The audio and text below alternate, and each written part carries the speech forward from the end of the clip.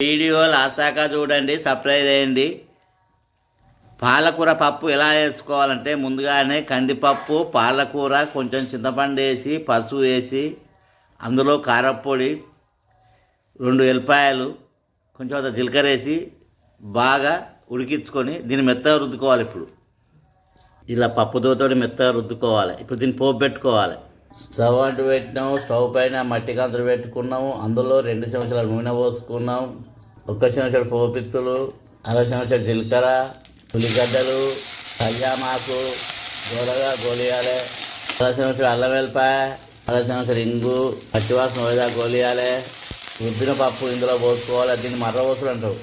ముందుగానే పసుపు, తగినంత ఉప్పు, కారపొడి, జీలకర్ర, ఎల్లిపాయ వేసి బాగా ఉడికించుకున్నాం. ఇప్పుడు ఇది పాలకూర పప్పు రెడీ అయింది. స్టవ్ ఆఫ్ చేయాలి, దించుకోవాలి. పాలకూర పప్పు రెడీ అయింది. గుమగుమలాడుతుంది. వేడివేడి అన్నంతో కానీ చపాతీతో కానీ తింటే చాలా రుచిగా ఉంటుంది. ఇది మళ్ళీ కావాలనిపిస్తుంది. పాలకూర కందిపప్పు ఆరోగ్యానికి చాలా మంచిది.